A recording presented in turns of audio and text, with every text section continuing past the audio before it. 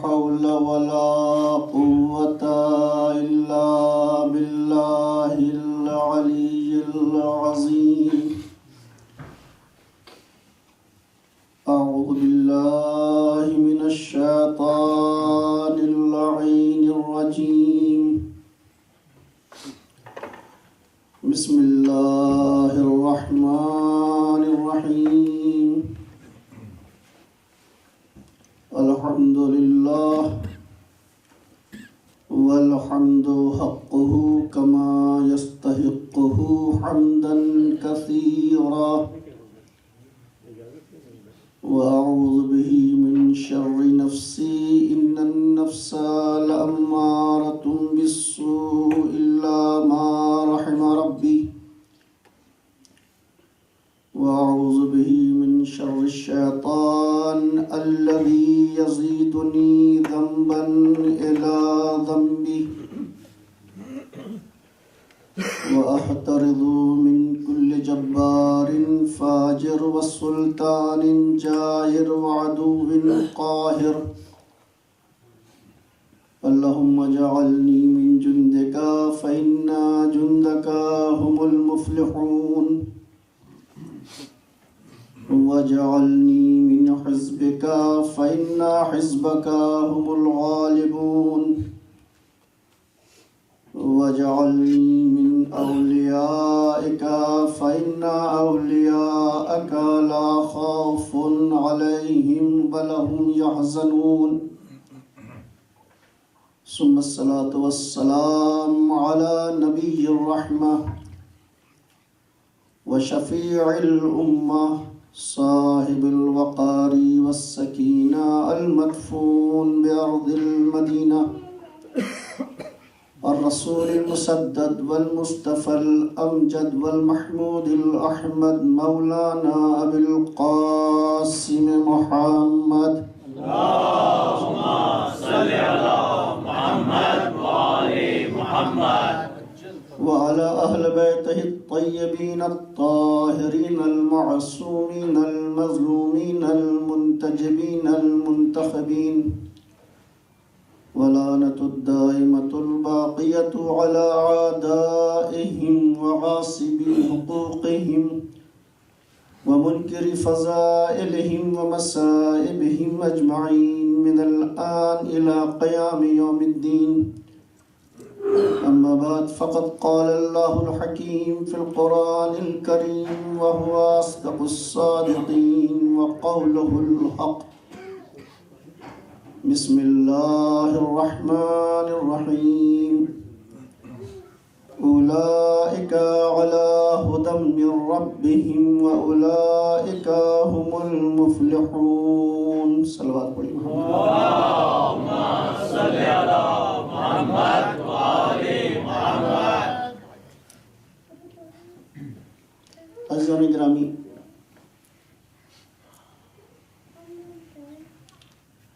جس آیت کی تلاوت کا شرف حاصل کیا ہے، یہ آیت قرآن کریم کے بہت ہی مشہور و معروف سورہ کی آیت ہے. یوں کہوں کہ قرآن کریم کے سب سے بڑے سورہ کی ایک مختصر سی آیت ہے کہ جس کی تلاوت کا شرف میں نے حاصل کیا ہے. یہ آیت لسان قدرت بن کر خاتم النبیین و سید المرسلین کے صدر اقدس میں بطور رحمت نازل ہوئی، اور رسول نے بھی اپنے اعجاز نما انداز میں ہر سننے والے کو کمال فصاحت اور جمال بلاغت کے ساتھ پہنچائی. یہ اور بات ہے کہ کسی نے الفاظ آیت لکھے، کسی نے یاد کیا، کوئی مطلب سمجھا، کوئی نہ سمجھا، کسی نے وہی معنی اور مطلب سمجھا جو خدا کا منشا تھا، کسی نے اپنے دل اور دماغ سے جو چاہا وہ تفسیر بنائی۔ مگر خدا کا شکر ہے کہ وعدہ الہی پورا ہوا، اس لیے کہ خدا قرآن مجید کے روشن الفاظ میں فرما چکا ہے کہ ہم نے ہی تم پر قرآن نازل کیا ہے اور ہم ہی اس کی حفاظت کرنے والے ہیں۔ معصومین نے تو اپنے سینوں کے نورانی خزانوں میں ایمان و دیانت کے قفل لگا کر عصمت کے پہرے بیٹھا دیے، مگر خدا نے بھی اپنی قدرت کاملہ سے حفاظت قرآن کا وعدہ وفا فرمایا۔ آج توریت نابود ہے، زبور کا وجود نہیں، انجیل کی اصل صورت نگاہوں سے پنہا ہے، لہذا جو مانے جس شخص نے ان کتابوں کے کہہ دیے یا جو لکھ دیا وہ شائع ہو چکا ہے۔ ہمارے پاس مجال سخن نہیں ہے، ہمیں یہ اتھارٹی نہیں ہے کہ ہم ان کتابوں کے سلسلے سے لب کشائی کریں، کچھ بولیں۔ کیوں؟ اس لیے کہ ان کتابوں کا ترجمہ ہے ہمارے پاس، بس اصل ہے ہی نہیں۔ اگر اصل ہمارے ہاتھوں میں ہوتی تو ہم بھی کچھ کہتے، عقل پر زور دیتے، صحیح معنی اور مطالب کو سمجھنے کی کوشش کرتے، مگر جب اصل ہے ہی نہیں تو کیا زبان کھولیں، کیا فکر کو آزمائیں، کیا عقل کا امتحان لیں؟ یہ بات ہے ان کتابوں کی، یہ بات ہے ان کتابوں کی جو آسمان سے نازل ہوئے، مگر ماننے والوں نے اس میں تحریف کر کے ان کتابوں کو مٹا دیا۔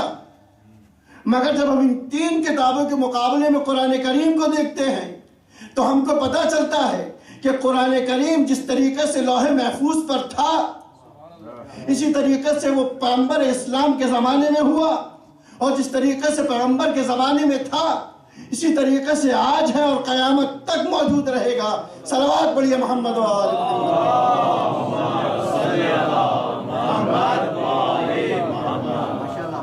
تو جب یہ بات ثابت ہو گئی کہ قرآن کریم من و ان ویسا ہی ہے جیسا کہ لوح محفوظ پر تھا، تو اب اس کی باتوں کو ماننے میں آسانی ہو جائے گی۔ ارشاد ہوتا ہے اولئک علی ھدی من ربہم واولئک ھم المفلحون، یہی لوگ اس دنیا میں ہدایت یافتہ ہیں اور یہی لوگ مرنے کے بعد نجات یافتہ ہیں۔ حضرات گرامی، انشاءاللہ اللہ نے توفیق دی ہمیں اور آپ کو، تو آنے والی مجالس کا عنوان ہے کامیاب زندگی کے راز۔ انشاءاللہ اس آیت کے ذیل میں کامیاب زندگی کے راز کے عنوان سے ہم اور آپ آپس میں گفتگو کریں گے۔ ایسا نہیں کہ میں بولوں گا ادھر سے آپ بولیں گے، میں زبان سے بولوں گا، آپ اپنی عقل سے بولیں گے۔ اولئک علی ھدی من ربہم واولئک ھم المفلحون، یہ لوگ اس دنیا میں ہدایت یافتہ ہیں اور مرنے کے بعد نجات یافتہ۔ نہیں، میں یہاں سے ابھی شروع نہیں کروں گا۔ انسان جب اس دنیا میں آیا تو کوئی نہ کوئی ہدف لے کر کے آیا۔ اللہ نے جتنی بھی مخلوقات کو پیدا کیا اس کا کوئی نہ کوئی ریزن ہے، کوئی نہ کوئی ہدف ہے، کوئی نہ کوئی سبب ہے، کوئی نہ کوئی وجہ ہے۔ کیوں؟ اس لیے کہ پیدا کرنے والا خدائے حکیم ہے، اس کا کام حکمت سے خالی نہیں ہوتا۔ اس نے اگر انسانوں کو پیدا کیا ہے، اس نے اگر مخلوقات کو پیدا کیا ہے، تو اس پیدائش کے پیچھے کوئی نہ کوئی ریزن ہے۔ تو چاہے وہ انسان یا چاہے وہ نباتات ہوں چاہے وہ جمادات ہوں چاہے وہ حیوانات ہوں، اللہ نے پیدا کیا ہے کسی نہ کسی ریزن کی وجہ سے۔ معصوم فرماتے ہیں کہ جتنی چیزیں انسان کو چھوڑ کر اللہ نے پیدا کی ہیں، اس کا ہدف اور مقصد یہ ہے کہ وہ انسان کی خدمت کرے، چاہے ان کا تعلق جمادات سے ہو، چاہے ان کا تعلق حیوانات سے ہو، چاہے وہ ان کا تعلق نباتات سے ہو۔ جتنی چیزیں ہیں انسان کو چھوڑ کر، سب کا ہدف اور مقصد یہ ہے کہ وہ انسان کی خدمت کرے۔ نباتات اگر انسان کے کام آ گئی تو وہ اس کی معراج ہے، حیوانات انسان کے کام آ گیا تو وہ اس کی معراج ہے۔ آج کل ایک موضوع بہت اہم اٹھا ہے قربانی کے سلسلے سے، سوچا یہ جاتا ہے، سمجھا یہ جاتا ہے کہ حیوانوں کے حق میں زیادتی ہوتی ہے، ہم اس کو قربان کر دیتے ہیں۔ نہیں، ایسا نہیں ہے، وہ اگر ہمارے کام آ جائے تو قرآن کی روشنی سے، حدیث کی روشنی میں ان کی معراج ہو جاتی ہے۔ کیوں؟ اس لیے کہ ان کی خلقت کا مقصد ہے انسان کی خدمت کرنا۔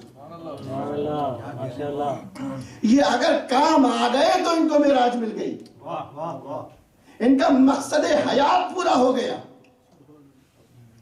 ساری چیزیں انسان کی خدمت کے لیے۔ اور انسان کو کیوں پیدا کیا؟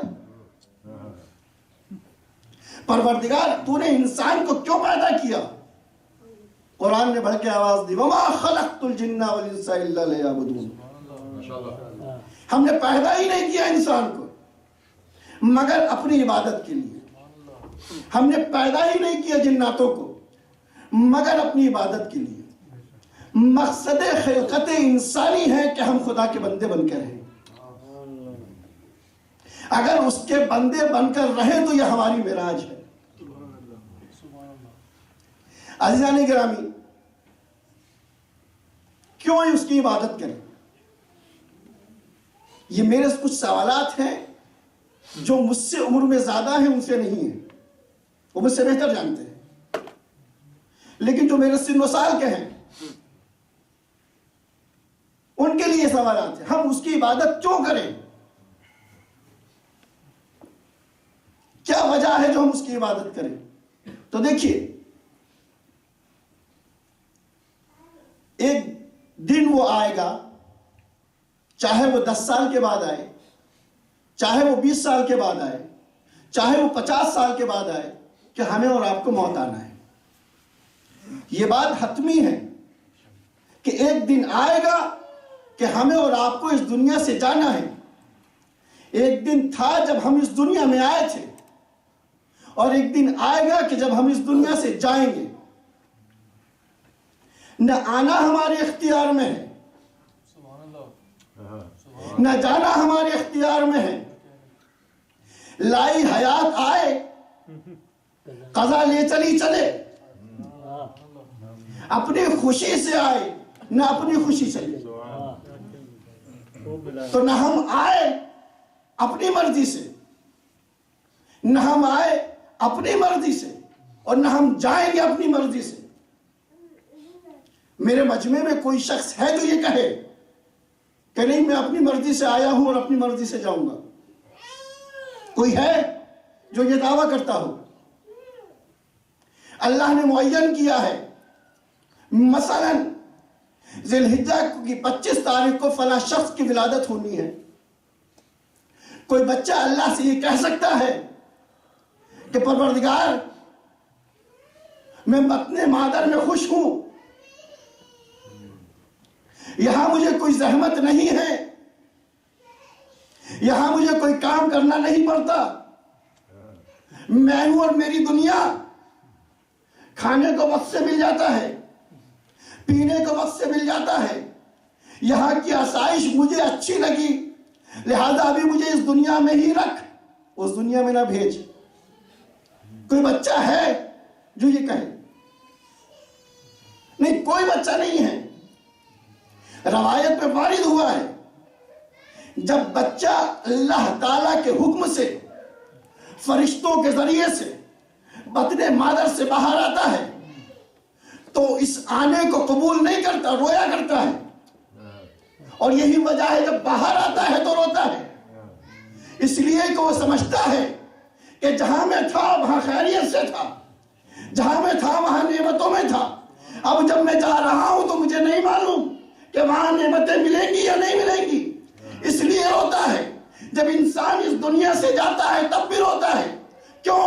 اس لیے کہ جب آیا تھا نعمتوں کی امید نہیں تھی، دنیا میں نعمتیں ملی، کبھی ماں کی شکل میں ملی، کبھی باپ کی شکل میں ملی، کبھی حیات کی شکل میں ملی، کبھی رشتہ داروں کی شکل میں ملی، کبھی مذہب کی شکل میں ملی۔ جب جاتا ہے تو روتا ہے، اللہ جانے آخرت میں کیا ہوگا، لیکن جب دیکھتا ہے کہ وہاں کی نعمتیں یہاں کی نعمتوں سے اچھی ہیں تو یہاں کو بھول جایا کرتا ہے۔ صلوات پڑھیے محمد وآل اللہم صلی علی محمد وآل محمد۔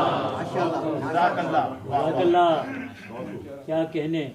تو عزیزوں، ہم آئے اس کی مرضی سے، ہم جائیں گے اس کی مرضی سے، نہ آنے پر ہمارا اختیار، نہ جانے پر ہمارا اختیار، تو پھر آنے جانے کے درمیان کی جو زندگی ہے، آنے جانے کے درمیان کا جو وقفہ ہے، ہم اس کو اس کے اعتبار سے کیوں نہ گزاریں، اپنی مرضی کو اس کی مرضی کے اعتبار سے کیوں نہ کر دیں، اس لیے کہ اگر ہم نے اپنی مرضی کو اس کی مرضی سے ملا دیا تو اس دنیا میں بھی کامیاب رہیں گے اور آخرت میں بھی نجات یافتہ رہیں گے۔ صلوات پڑھیے محمد وآل محمد۔ اللہم صلی علی محمد وآل محمد۔ سبحان اللہ، سبحان اللہ۔ دیکھیے، زندگی میں زندگی کو گزارنے کے لیے چند صورتیں ہیں۔ ہم اس دنیا میں آئے، ہم صرف کھا رہے ہیں، ہم صرف پی رہے ہیں،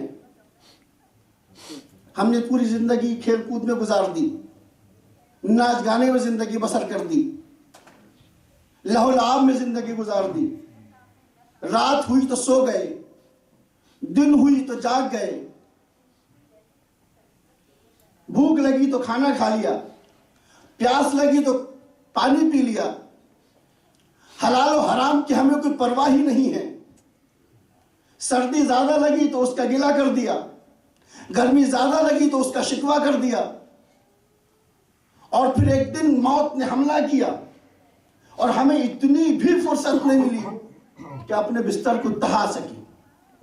ڈاکٹر دوائی سوچتے رہ گئے، یہاں مریض کا کام تمام ہو گیا۔ ایک زندگی یہ ہے کہ بغیر کسی ہدف کے تحت، بغیر کسی مقصد کے تحت ہم نے گزار دی، اور ایک زندگی وہ ہے جو مقصد کے تحت گزاری جاتی ہے، با ہدف زندگی گزاری جاتی ہے۔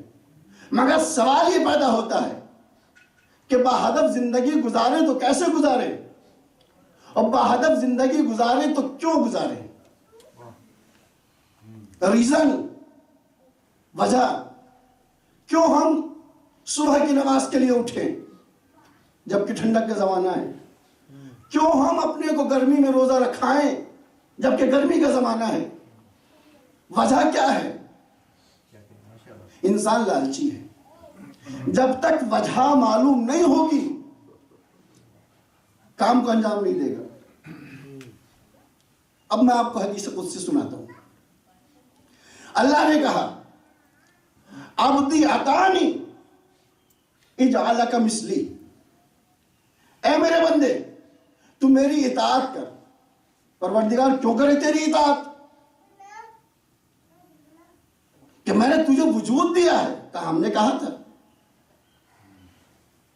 میں نے تجھے حیات دی ہے، کہا ہم نے کہی تھی۔ کیوں کرے تیری اطاعت؟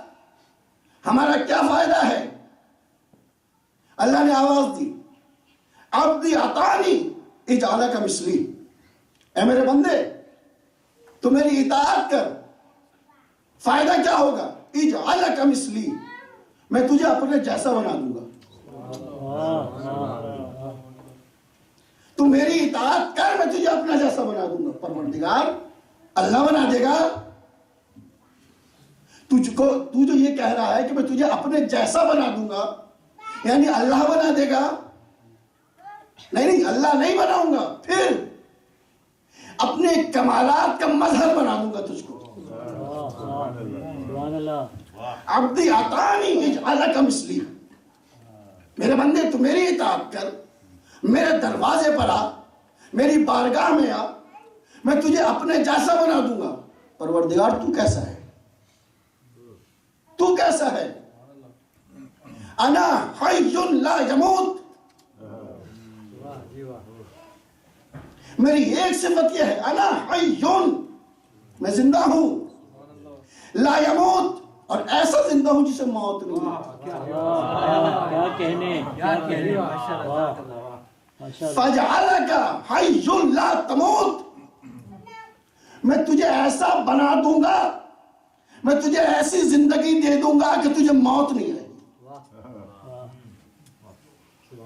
اللہ کی پہلی صفت، میں ایسا زندہ ہوں کہ جسے موت نہیں آتی، تم میری اطاعت کر، میں تجھے ایسا بنا دوں گا کہ تجھے موت نہیں آئے گی۔ پروردگار کیسے؟ ایک صفت اور بتاؤں اللہ کی، ہم اور آپ آیت کرسی پڑھتے ہیں، آیت الکرسی، جس میں ارشاد ہوتا ہے اللہ لا الہ الا هو الحی القیوم، اللہ خدا ہے، اس کے علاوہ کوئی بھی خدا نہیں، اور وہی دنیا کو قیام دینے والا ہے، چلانے والا ہے۔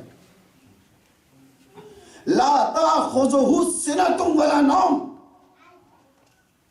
یہ اللہ وہ اللہ ہے کہ جس کو نہ اونگ آتی ہے نہ نیند آتی ہے۔ حدیث قدسی میں ارشاد ہوا عبدی اطاعنی اجعلک مثلی، میں تجھے اپنے جیسا بنا دوں گا، میں زندہ ہوں ایسا کہ جسے موت نہیں آتی، میں تجھے ایسی زندگی دے دوں گا کہ جس کے بعد تجھے موت نہیں آئے گی، ظاہراً تو نہیں ہوگا تب بھی ہوگا۔ کیسے؟ اب اس حدیث کا ہمیں راز معلوم ہوا کہ جس میں اللہ کے رسول نے فرمایا من مات علی حب آل محمد مات شہیدا، جو مرے اور آل محمد کی محبت میں مرے تو وہ مرتا نہیں ہے، شہید مرتا ہے، اور شہید کے لیے قرآن کہتا ہے انہیں مردہ تصور مت کرنا، یہ زندہ ہے اور اپنے پروردگار کی طرف سے رزق پاتے ہیں، رزق پانا دلیل ہے کہ یہ زندہ ہیں، یہ ظاہراً چلے جائیں مگر کردار زندہ ہے تو یہ زندہ ہیں۔ صلوات پڑھیے محمد و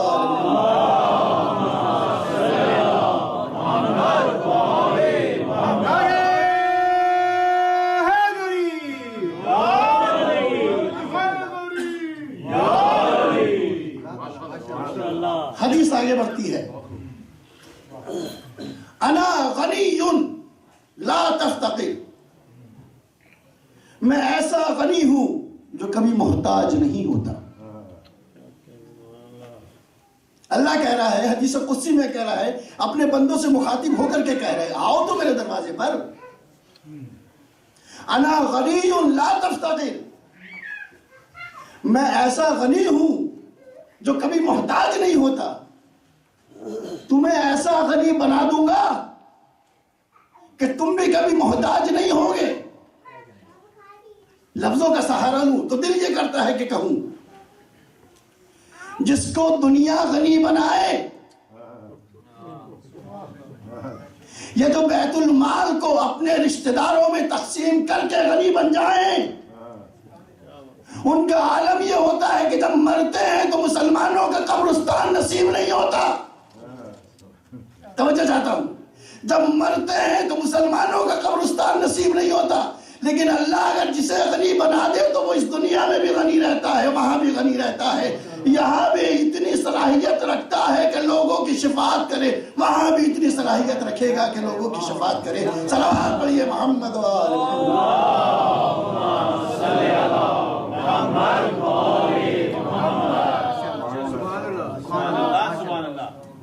حدیث آگے بڑھتی ہے، اللہ نے کہا میرے بندے میری اطاعت کر، میں تجھے اپنے جیسا بنا دوں گا۔ مالک کیسے بنائے گا اپنے جیسا؟ ارشاد و میری ایک خصوصیت یہ ہے کہ جو کام میں چاہتا ہوں کر گزرتا ہوں، جو چاہا وہ ہو گیا، تو میرا بندہ بن کے دیکھ، تو جو چاہے گا وہ ہو جائے گا۔ یہ صفت بھی میں نے تیرے نام کی۔ عزیزو، کس طریقے سے صفت اللہ نے نام کی ہے، آپ کو تاریخ کے ان جھلکوں میں لے کے جانا چاہتا ہوں۔ دور امام رضا علیہ السلام کا ہے۔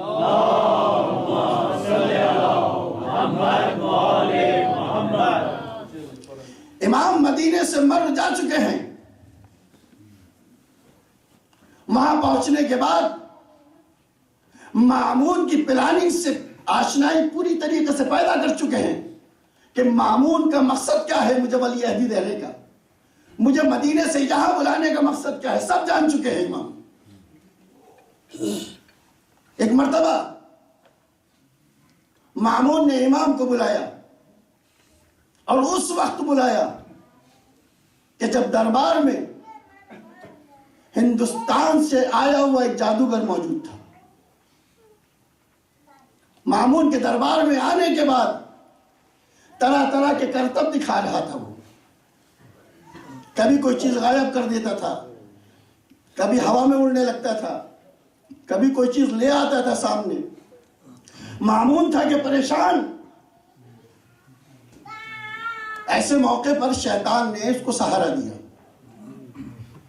کہ موقع اچھا ہے، امام سے بدلہ لینا چاہتے ہو تو لے لو، امام کو ذلیل و رسوا کرنا چاہتے ہو تو کر دو، امام کی بے عزتی کرانا چاہتے ہو تو کرا لو۔ جیسے ہی یہ ذہن میں آیا، اس نے جادوگر کو بلایا، انعام سے نوازا اور کہا جتنا اب دیا ہے اس سے کہیں زیادہ دوں گا، ایک کام کر دو، ایک کام کر دو میرا۔ کہا کون سا کام ہے؟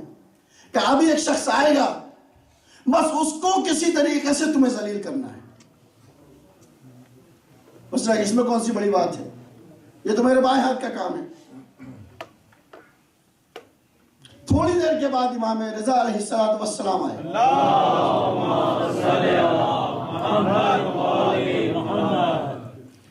آنے کے بعد گفتگو کا سلسلہ شروع ہوا۔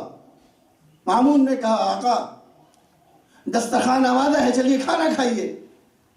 امام تیار ہو گئے، امام کے ساتھ آپ کے چاہنے والا آپ کا غلام بھی موجود ہے۔ دسترخوان بچ جاتا ہے، ایک طرف ہندوستان سے آیا ہوا جادوگر، ایک طرف مامون اور اس کے محل میں رہنے والے، اور ایک طرف امام اور آپ کے غلام۔ جیسے ہی امام رضا علیہ السلام نے کھانے کی طرف ہاتھ بڑھایا، جادوگر نے اپنے جادو سے لقمے کو غائب کر دیا۔ محل میں موجود سارے کے سارے افراد ہنسنے لگے۔ ایک روایت یہ ہے۔ دوسری روایت کہ امام نے ہاتھ نہیں بڑھایا تھا، امام کے غلام نے ہاتھ بڑھایا تھا۔ جیسے ہی غلام نے ہاتھ بڑھایا، اس نے لقمہ غائب کر دیا۔ اور یہ روایت صحیح بھی معلوم دیتی ہے، اس لیے کہ ہمارا عقیدہ یہ ہے کہ اگر امام ارادتاً کسی لقمے کی طرف ہاتھ بڑھائے یا کسی کام کی طرف ہاتھ بڑھائے، تو دنیا کا کوئی جادو ایسا نہیں ہے کہ جو امام کے اس کام پر اثر انداز ہو سکے۔ تو غلام نے ہاتھ بڑھایا، لقمہ غائب ہو گیا۔ امام نے وہاں پر موجود لوگوں کو دیکھا جو ہنس رہے ہیں، سامنے ایک قالین کو دیکھا کہ جس پر شیر بنا ہوا ہے، ہاتھ سے اشارہ نہیں کیا، تاریخ کہتی ہے ہاتھ سے اشارہ نہیں کیا امام نے، نظروں سے اشارہ کیا۔ تصویر کو مادہ ملا، اس قالین سے شیر برآمد ہوا، گھومتا ہوا اس جادوگر کے پاس آیا، اس جادوگر کا کام تمام کیا، پھر گھوما، مامون کے پاس آیا، قریب ہے کہ مامون کا کام تمام کرے، آنے کے بعد کھڑا ہو گیا، مامنون نے جیسے یہ منظر دیکھا وہ غش کھا کے بے ہوش ہو گیا. امام نے شیر کو حکم دیا، وہ دوبارہ قالین میں چلا گیا. امام نے کہا گلاب لے کر کے آؤ، بادشاہ وقت کو زندہ کرو، خلیفہ وقت کو ہوش میں لاؤ. خلیفہ ہوش میں آیا، منظر دیکھا، پریشان ہو گیا. آقا معاف کر دیجئے، مولا معاف کر دیجئے، بڑی بے عزتی ہو جائے گی، بڑی بدنامی ہو جائے گی. یہ مہمان جادوگر ہے، یہ مہمان جادوگر ہے، اس کو دوبارہ زندہ کر دیجئے. آپ کریم ابن کریم ہیں، آپ کے اندر یہ صلاحیت پائی جاتی ہے کہ اگر چاہیں تو زندہ کر دیں. آقا ریکویسٹ ہے زندہ کر دیجئے. امام نے ایک تاریخی جواب دیا. امام نے کہا اگر موسیٰ کے زمانے میں موسیٰ کے عصا نے جادوگر کے اسلحوں کو نکلنے کے بعد واپس کر دیا ہوتا تو میں بھی واپس کر دیتا. نہ انہوں نے واپس کیا نہ میں واپس کروں گا. عزیزان گرامی، واقعہ ختم ہو گیا، معجزہ ختم ہو گیا. ایک موسیٰ کا معجزہ، ایک امام رضا کا معجزہ. ظاہراً دونوں معجزے ایک جیسے ہیں مگر فرق ہے. موسیٰ نے جو معجزہ دکھایا وہ مادے کے ذریعے سے دکھایا. امام رضا نے جو معجزہ دکھایا وہ مادے کے ذریعے سے نہیں دکھایا، وہ صورت کے ذریعے سے دکھایا. عزیزان گرامی، مادہ یعنی پہلے سے ایک چیز موجود تھی. ایسے ہے کہ صورت میں ایسے کہ صورت میں پہلے سے ایک چیز موجود تھی. لکڑی کا عصا تھا، یعنی ایک لکڑی تھی جس سے کبھی ممبر بھی بن سکتا ہے، کبھی کھڑکی بھی بن سکتی ہے. عصا بن گیا. ایک چیز تھی اس کو اشارہ کیا. توجہ چاہتا ہوں، ایک چیز تھی اس کو اشارہ کیا. لکڑی نے اجتہی کی شکل اختیار کی. ایک شکل تھی، وہ شکل دوسری شکل میں منتقل ہوئی. یہ ہے موسیٰ کا معجزہ. امام کا معجزہ یہ ہے کہ کوئی مادہ نہیں تھا، پہلے اس صورت کو حکم دیا کہ مادہ بن. جب مادہ بنی تو حکم دیا کہ معجزہ دکھا. صلوات پڑھیے محمد و آل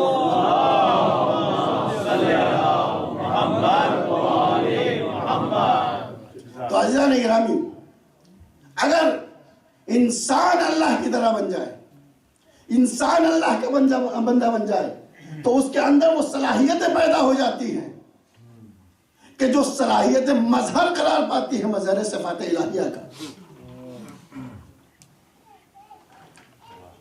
عبدیت ایک ایسا عنوان ہے کہ انسان کی معراج اسی عبدیت میں ہے، اسی عبادت میں ہے. کس طریقے سے؟ ارشاد ہوتا ہے، میرا مولا حضرت علی بن ابی طالب علیہ السلام ارشاد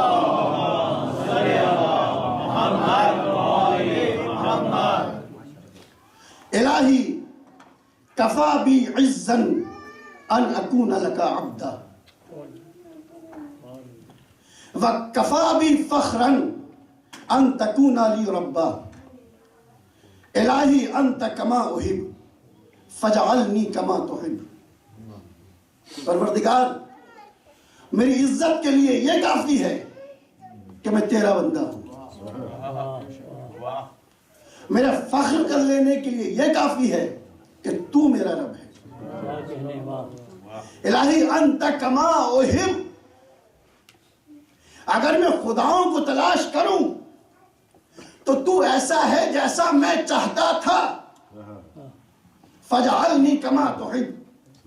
تو مجھے ایسا بنا دے جیسا کہ تو چاہتا ہے. یہ ہے عبودیت. عرفانی کلام ہے اور یہ مولائے کائنات کا کلام ہے.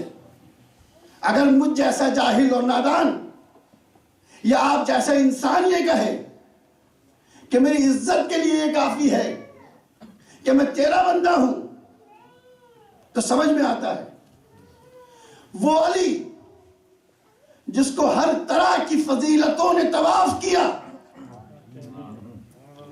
وہ علی جو پیدا ہوا تو خدا کے گھر میں، اس دنیا سے گیا تو خدا کے گھر میں، وہ علی جس نے ہر جنگ کو فتح کیا، وہ علی جو داماد رسول ہوا، بہت بڑی فضیلت ہے، ایک لائن لگی تھی داماد رسول بننے کے لیے، اس میں علی داماد رسول ہوا، شوہر بطول ہوا، ذوالنورین نہیں، شوہر بطول ہوا۔ بہت بڑی فضیلت ہے، مولا کسی ایک فضیلت کو آپ قرار دے دیں، مگر مولا نے فضیلت کا عنصر اگر کسی چیز کو سنا، کسی چیز کو لیا، تو وہ یہ ہے کہ عبودیت، مالک مجھے اچھا لگا میرے فخر کا لینے کے لیے یہ کہ تو میرا رب ہے، میں تیرا بندہ ہوں، عبودیت کو معیار قرار دیا۔ قرآن کی ایک آیت اور پڑھوں جس سے پتہ چلے کہ عبودیت یعنی کیا مطلب۔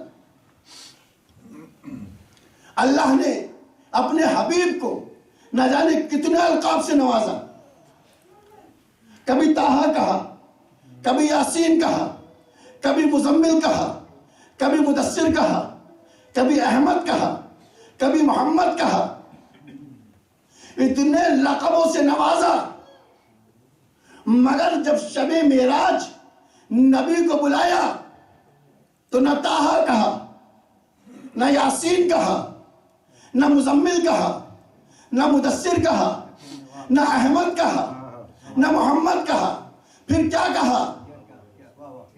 سبحان الذی اسریٰ بعبدہ لیلا من المسجد الحرام الی المسجد الاقصی۔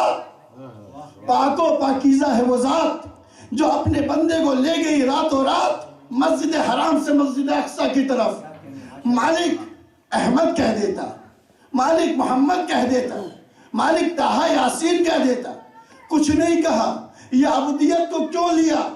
کہا مجھے یہ لقب اتنا اچھا لگتا ہے چونکہ جو لقب مجھ سے زیادہ قریب ہوتا ہے میں اسی لقب سے اپنے خاص بندوں کو مخاطب کرتا ہوں۔ اگر ہمیں اللہ کے خاص بندے بننا ہے تو عبودیت کو پوری طریقے سے اپنے اندر اتارنا ہوگا۔ صلوات پڑھیے محمد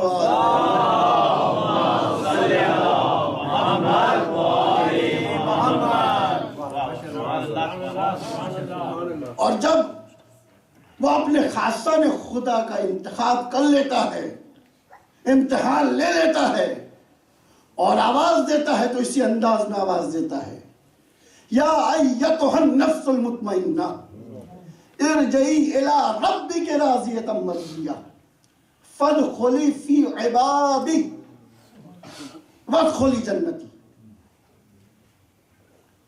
ہم راضی ہو گئے، اے نفس مطمئن اب ہم سے بھی راضی ہو جا اور ہمارے بندوں میں داخل ہو جا۔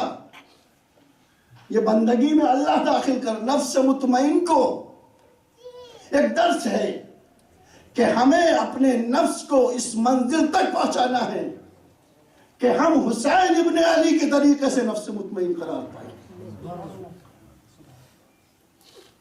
اور یہ مجلسیں، یہ عزاداری، یہ محرم اور سفر ہمارے پاس وہ سرمایہ ہے کہ عزیزان گرامی کسی قوم کے پاس نہیں ہے۔ اگر یہ محرم اور سفر نہ ہوتا تو ہمارا وجود مٹ گیا ہوتا۔ کربلا کربلا ہے، کربلا میں وہ تصویریں پیش کی گئی ہیں جو انسانیت کی معراج ہے، عقل کی بلندی ہے، فکر کی رفعت ہے۔ اگر کربلا نہ ہوتی تو انسانیت دم توڑ چکی ہوتی، دنیا میں عبد تو ہوتے، عبدیت نہ ہوتی۔ حسین ابن علی نے وہ پیغام دیا ہے اور اس موقع پر پیغام دیا ہے جب اسلام کے نام لینے والے بہت کم تھے، اسلام کے مٹانے والے بہت زیادہ۔ عزیزان گرامی، آج چاند رات ہے، استقبال ماہ اذا ہے، محرم آ گیا، یعنی زہرا کا غم پھر تازہ ہو گیا۔ زہرائے مرضیہ محرم کے ایام میں جہاں جہاں مجلس ہوتی ہے پہنچتی ہے، ایک ایک شخص کو بڑی حسرت کے ساتھ دیکھتی ہیں، اور جیسے ہی اس کی آنکھوں سے ایک قطرہ گرتا ہے اس کو اپنے رومال میں جگہ دے لیتی ہے۔ اور کیوں نہ ہو اس لال کا ماتم ہے جس کو سب سے زیادہ چاہا تھا۔ عزیزان گرامی، مدینے کے ایام ہیں، 25 یا 26 ذی الحجہ ہے۔ امام مظلوم نماز مغرب اور عشاء سے فراغت کے بعد مسجد النبی میں اپنے اصحاب کے ساتھ بیٹھ کر گفتگو کر رہے ہیں۔ اتنے میں ولید کا قاصد آتا ہے، آقا آپ کو ولید نے طلب کیا ہے۔ کہا اس ٹائم؟ کہا ہاں۔ کہا کہ جاؤ ہم آتے ہیں۔ اس کے بعد پھر امام اصحاب سے گفتگو کرنے لگے کہ اس وقت یزید ولید کے بلانے کا مطلب کیا ہے۔ امام کہتے ہیں میں سوچتا ہوں کہ حاکم شام نے انتقال کیا ہے، یزید برسر اقتدار آیا ہے اور اس نے مطالبہ بیعت کیا ہے۔ ابھی گفتگو ہو ہی رہی تھی کہ ایک مرتبہ قاصد دوبارہ آیا، مولا ولید آپ کا منتظر ہے۔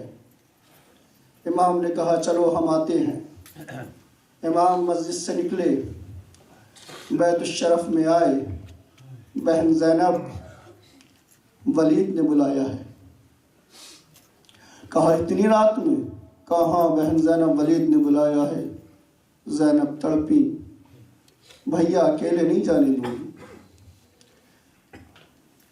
بنی ہاشم نے ایک آواز میں کہا آقا اتنی رات میں ہم آپ کو اکیلے نہیں جانے دیں گے۔ کہا ٹھیک ہے، تمہیں چلنا ہے تو ہمارے ساتھ چلو۔ عزیزو، مولا عباس کا ایک لقب باب الحسین ہے۔ جانتے ہیں وہ لقب مولا عباس کا باب الحسین کیوں ہے؟ باب الحسین یعنی حسین کا دروازہ۔ امام حسن کی شہادت کے بعد اور امام حسن کی شہادت سے پہلے جو آپ پر حملے ہوئے ہیں اور اس کے بعد جو شہادت واقع ہوئی ہے، اس کے بعد مولا عباس اتنے محتاط ہو گئے تھے، امام حسین کے اوپر اتنا سخت پہرا کر دیا تھا کہ کسی میں اتنی مجال نہیں تھی کہ جو ڈائریکٹ امام حسین سے ملاقات کرے۔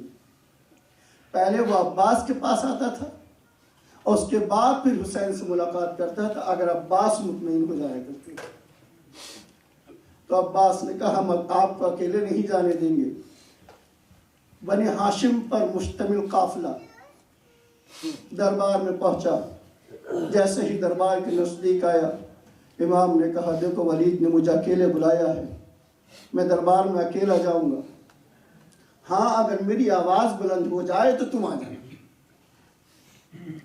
عزیزان گرامی، امام حسین گئے۔